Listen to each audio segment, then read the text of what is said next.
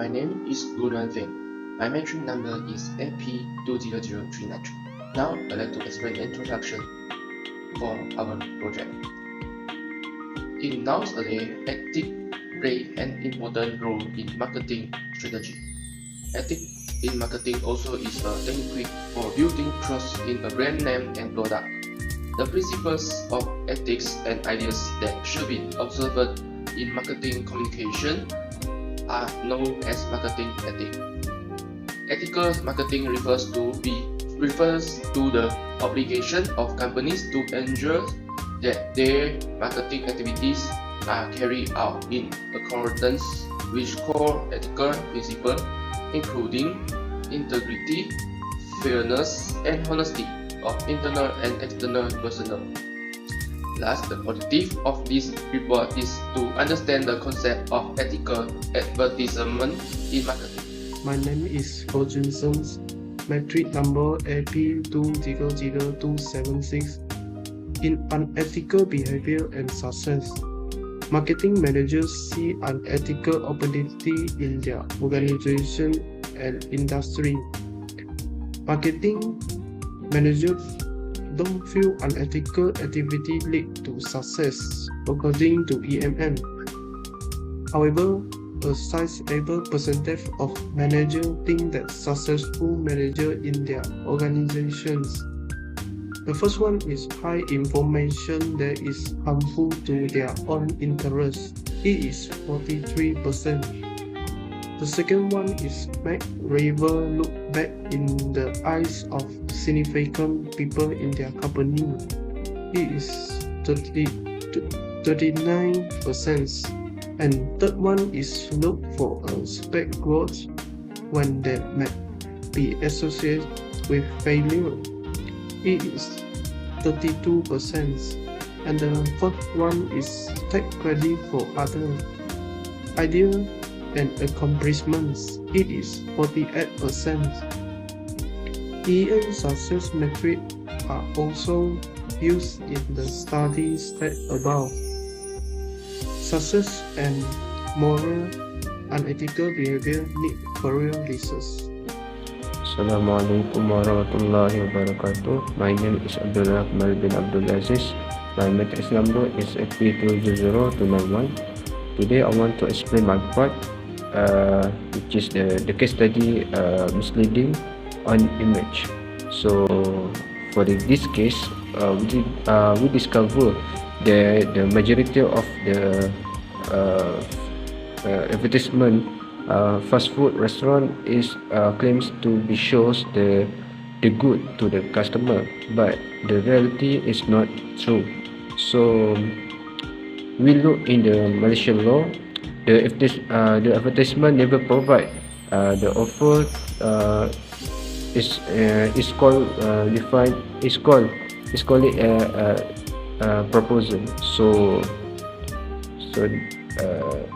the follows is in the Contract Act in 1950, when the one person signifies to another his willingness to do or to abstain from doing anything with a view to obtaining action of that other to the act or abstinence. He is said make a proposal. So also we can look another act is sales by description, when the buyers agrees to purchase certain goods based on the reference the description is provided by the seller. A sale by description is happened, so the buyer usually doesn't see the goods whenever the contract is executed. So the requirement, the goods description is implied need. So the customer has the right to reject the product offer if the description is incorrect. So that's all from me. Hi everyone, my name is Ken Hock, AB200474. The next case study for an unethical advertisement is making demining reference to race. So what is the meaning of making demeaning reference to race, which is that the advertisement mistake involved on case of racialism. Okay, some of the company overstep promote their product in advertisement to attract more audience or consumer to buy their product. Same as the case study on Mr. Chu Haoren. Okay, the Mr. Chu Haoren is a YouTuber and creator, and he also a Malaysian singer. He is 32 years old and he lives in Klang, Malaysia. On 24 January 2021, he published a music video with white doll which promote the product skin whitening on his YouTube page. The video triggered many people just that the video include racialism issue. There are 3 screens may impact a trigger in social media, which is feature actress Chiu Wen with makeup slater on her face and body to darker her appearance.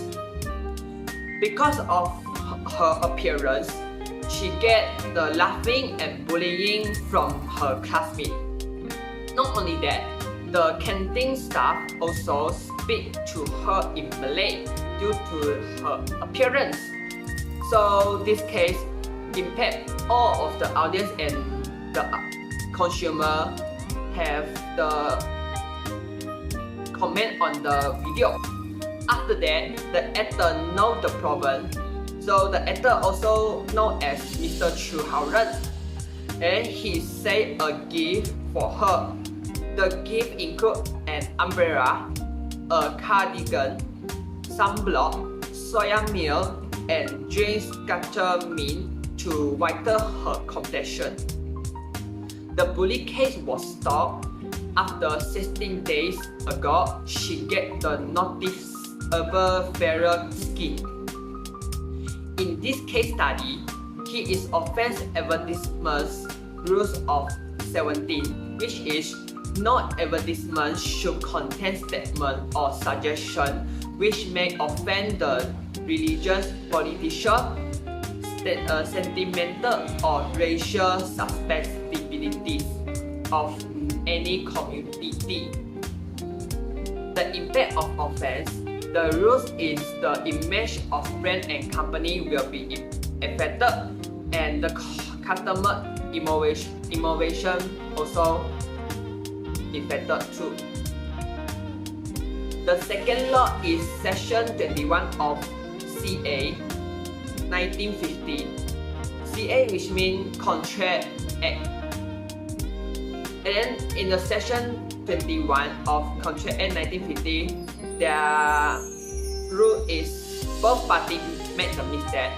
The statement and the contract will be void. Due to the company did not concern on this problem, therefore the company won't sue Mr. Chu.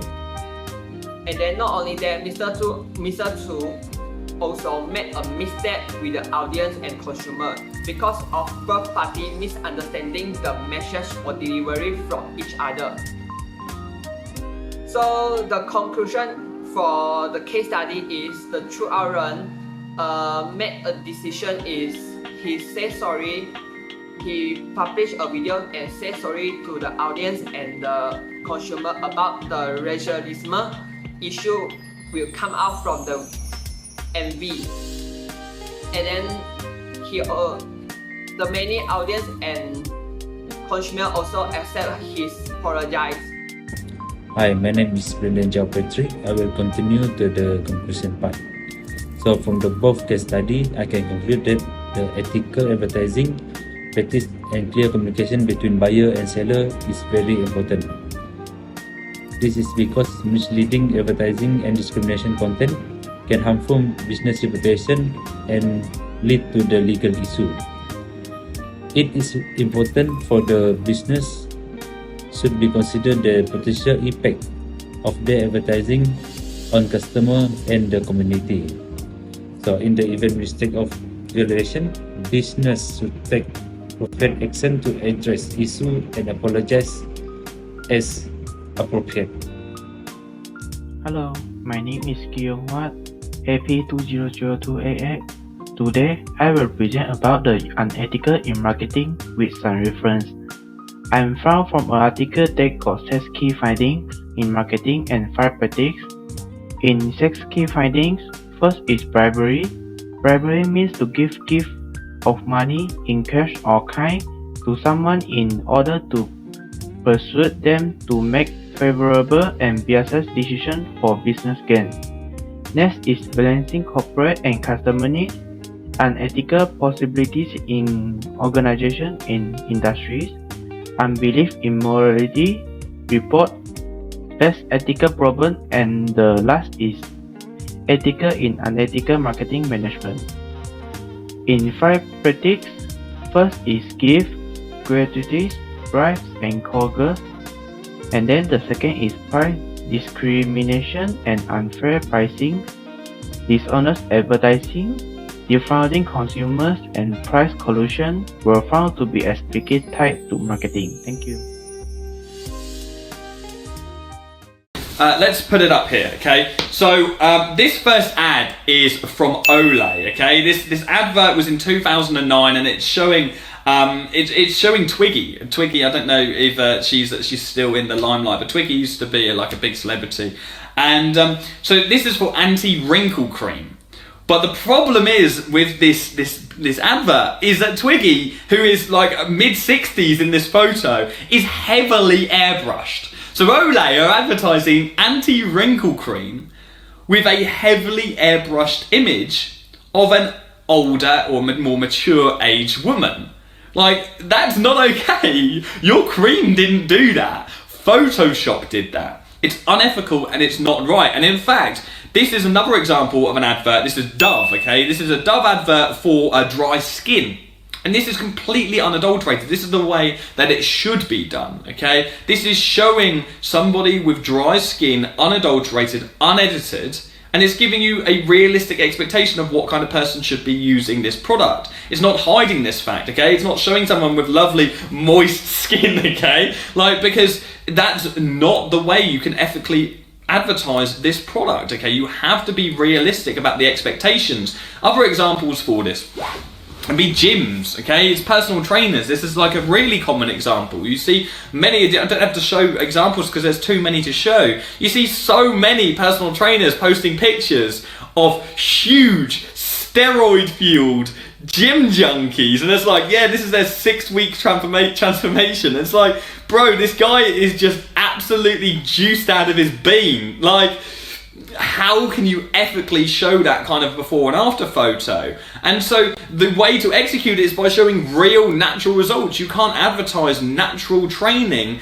with a picture of somebody who is unnatural. Or how many times have you seen pictures of like a really obese lady, for example, and in like 8 weeks she's like really tiny and really toned and the face isn't in there on an advert? And it's like, well, why haven't you shown the face? Why can't I see that person? And it's because it's just completely adulterated results. They're not real, they're fake. And you're giving people false expectations and false hopes, and you're selling dreams. That's what this example really comes down to with the skincare, with the fitness. You're selling dreams, and it's not okay to sell dreams. You've got to show realistic expectations. And in fact, if you show realistic expectations, you're much more likely to get the sale. It's just like if I'm in a meeting, I know that I've got clients who I've had 100 times return on ad spend for. In fact, one of our clients right now, it's a outdoor furniture company. We're getting 100 times return on ad spend for them, which is incredible. Do I then cold call every company and tell them we're getting 100 times return on investment? No, because it's not a realistic average. It's not the results that I'm going to get for absolutely everybody. I bring it right down and say, hey, what about if we can 6x your return on investment?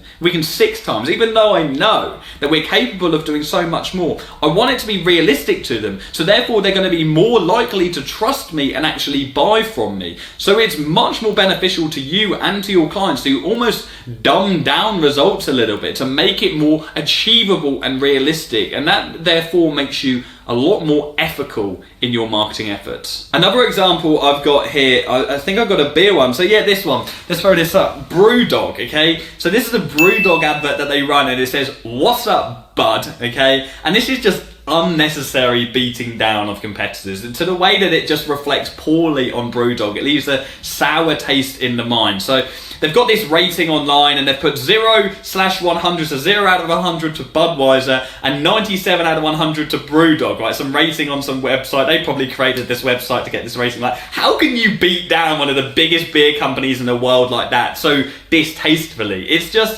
It just doesn't leave a good taste in the mouth, and it doesn't reflect well on them. It's like they've got a chip on their shoulder and they've got something that they need to prove. In fact, I actually mocked up an example of what this advert should have been. So I'll throw up another example. This is what the advert should have been like. This could have easily been executed in a really ethical way, which would have left a very positive taste in the mouth of their customers, would have made people want to buy, and would have got the message across just as well. The best rated beer of summer 2018. They don't have to compare them to all the competitors. They can show their same rating. They don't have to beat down Budweiser, and they don't have to start a war within their industry, which, quite frankly, they're probably going to lose. And so that's a much better way that they could have executed that advert.